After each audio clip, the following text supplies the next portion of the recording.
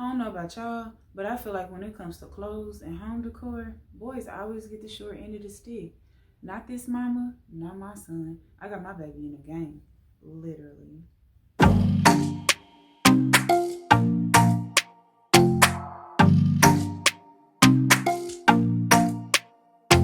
What's up, YouTube? If you're new here, I'm Nia. This is Sensationally Designed, where we make life more sensational, one space at a time. If you haven't already, please hit that like button, that subscribe button, and turn on the bell notifications so that you're aware every time I upload a new video.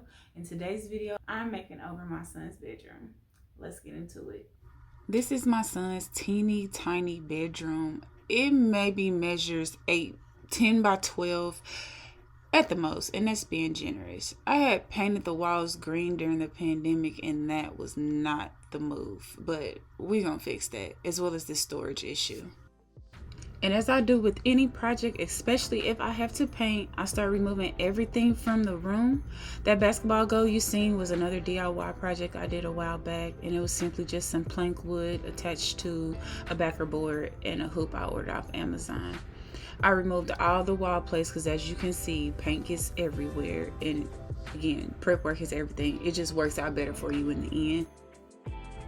And then once all of those are down, I'll then begin patching all the holes with the dry decks.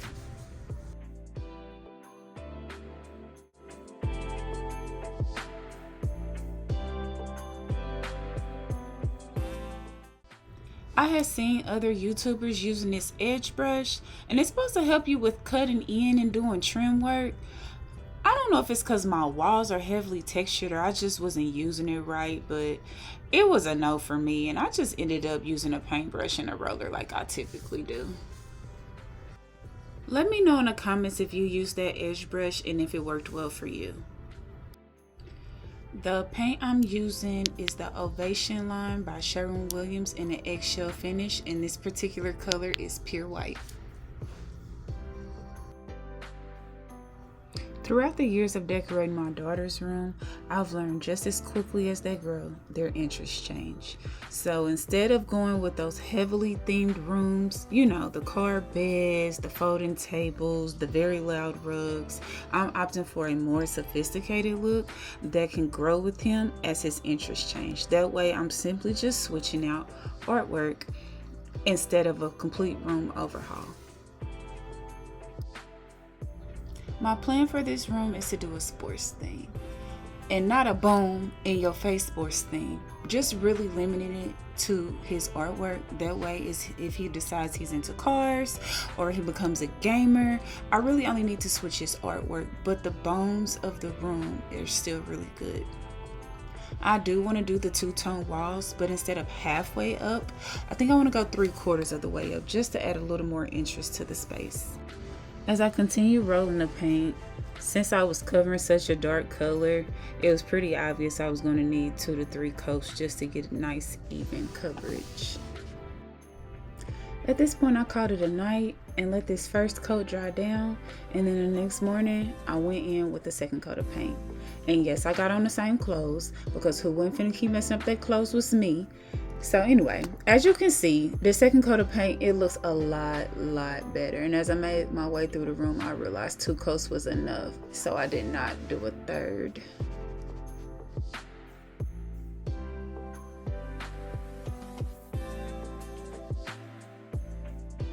While the paint was drying, I moved on to his toy storage / kind of dresser unit. I got the Eket unit from IKEA. Tell me in the comments, are y'all the type to follow the directions, or are you the type to just wing it and then when you make a mistake, gotta go back and fix it? I'm gonna tell y'all, I'm a little bit of both.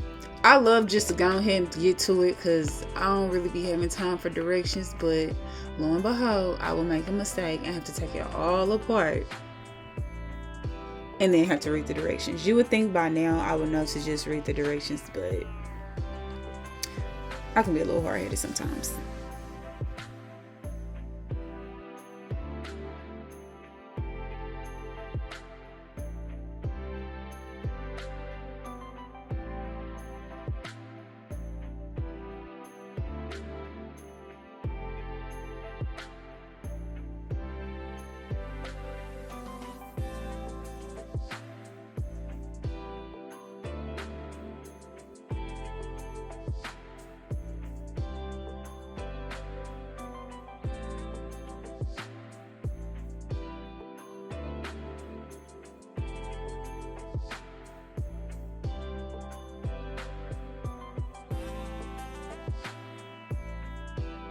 Now that both units are done, I got my drill and drilled pilot holes at the bottom of the unit so that I could attach the feet.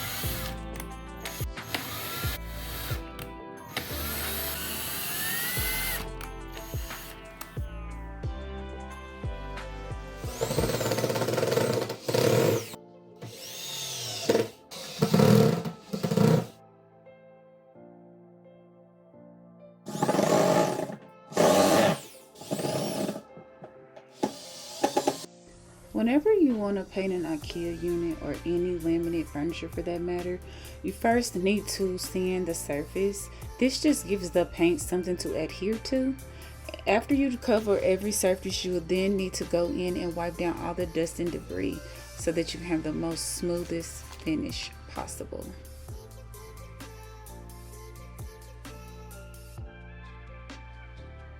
For my primer, I'm going to be using this Zinsser 123 for all surfaces. This one is water-based.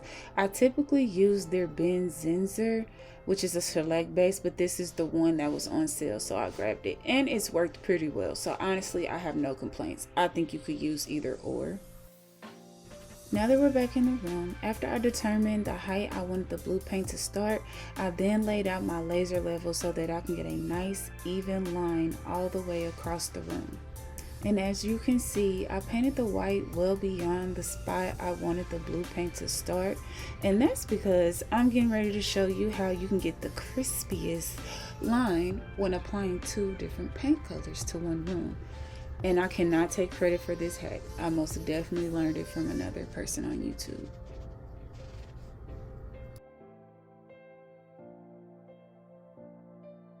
After you've gotten your space nice and taped off, you then want to go in with your original wall color. This seals the tape and allows this color to be the one that bleeds through instead of your secondary color. You'll do this down at your trim work as well. For my secondary color, I chose Indigo Batik from Sherwin, and I will also be using this on the toy chest as well. Once the white paint has dried, you then retrace the paint line and cut in your corners with your secondary color.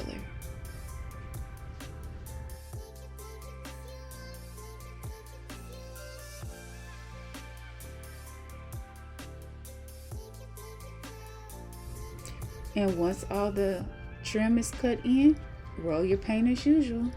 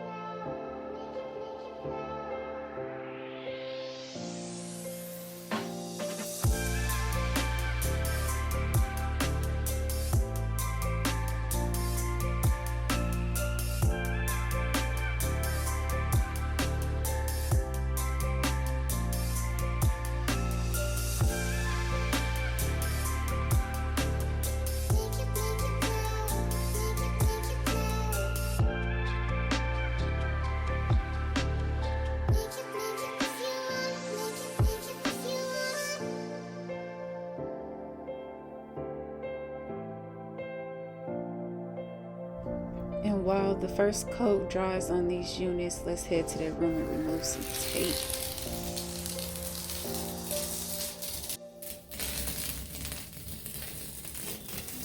And look at that crispy paint line. Tell me that's not good. I mean, I am usually a rusher when it comes to DIY. I do not like taping things off, but it was well worth the time because there's no way I could have got a line that clean, especially without the paint trick. I did have to do a tiny bit of touch-ups, but honestly, it was to be expected. I have texture walls, so now I'm going to put the TV back up and then probably do the second coat of paint on the cabinets. and put the basketball goal back in. I'm going to use the Thing Ultimate Polyurethane. I have a satin base because sun's a little rough. You can scratch stuff up. So to kind of protect it, this is what I'm going to use. This is an old can, so I only have a little bit left, and I'm just going to work from within it. And whenever I have a dark color like blacks, deep greens, and blues, I always tint the finish with a little bit of that paint color, and it helps it not leave this uneven looking finish. You don't need a lot. Their finishes with a foam roller, I don't. It leaves too many air bubbles for me, and I have to smooth out a lot. I really like using brushes. Brushes work a lot better for me.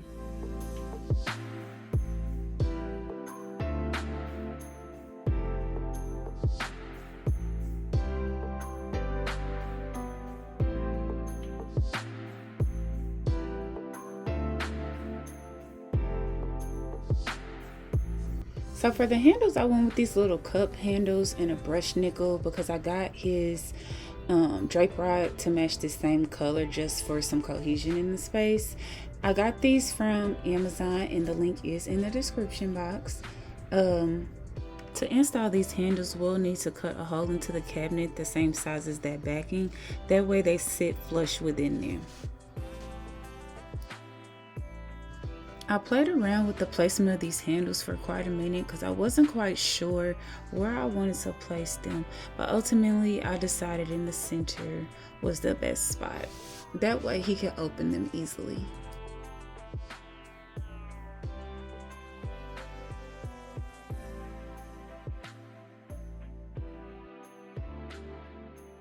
I used my laser level again just to make it easier to mark off where I wanted them to stop and start along each one. If you don't have a laser level, you could easily do this with a measuring tape, but this way, once I determined the height on one cabinet, it was even all the way across and I didn't have to keep measuring down.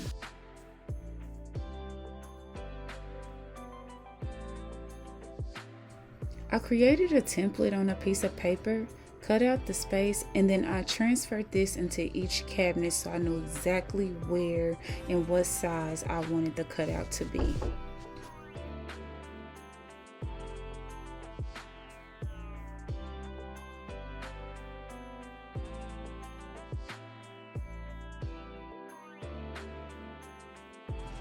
Once the handle holes were all mapped out, I then went in with my jigsaw to cut out the holes, and at this very moment, I realized that a multi-tool would have been a much better option to cutting out this space, and then I could have simply just chiseled out any unwanted spaces, but in the words of Mariah Carey, I'll do the best I can with what I got! And after multiple cuts and wrestling with this thing, I finally got the cut the right size and was able to get them into the space. For the artwork in this room, I'll be using these cabinet doors that I got from Habitat for Humanity. I had originally got these for a whole nother project and I never did it. When I seen I had the perfect amount for the amount of pictures that were to be hung on the wall, I figured I might as well use them for this project. So I filled those open holes with some caulking, smoothed it out, and then went in with a 120 grit sandpaper and sanded it smooth so that the paint has something to adhere to. After that, I then went in with some painter's tape and covered the glass. That way, when I rolled the paint, I wouldn't ruin the surface.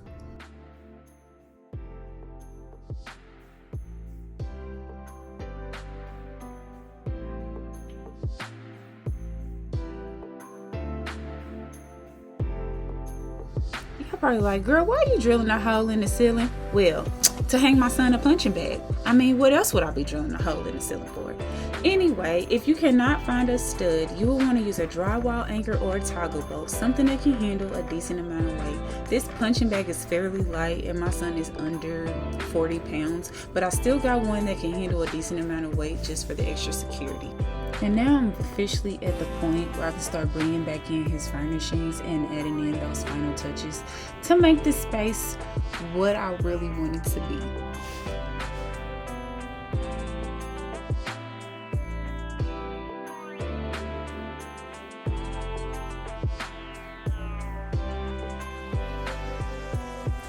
Now that my little makeshift picture frames are dry, I then begin to tape in these watercolor prints that I got off of Etsy to a picture mat, and then tape the picture mat to the back of the frame, and then I use those holes you can probably see kind of at the top, and I use those to mount the frames to the walls. And if you are interested in these watercolor sports prints, the links will be in the description box as well.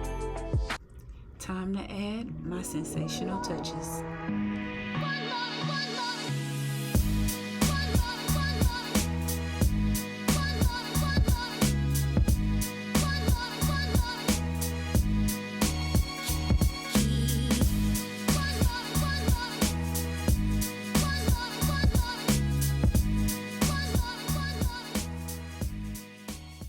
And here's the moment we've all been waiting for.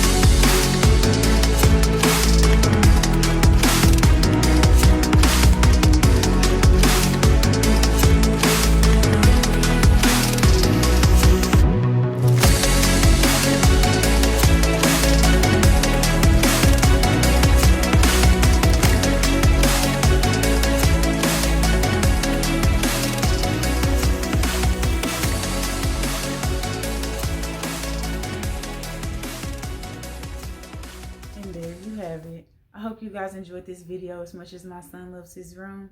It was a joy to have you guys here today, and if you haven't already, subscribe to the channel and like this video. Only more to come. See you guys later. Bye.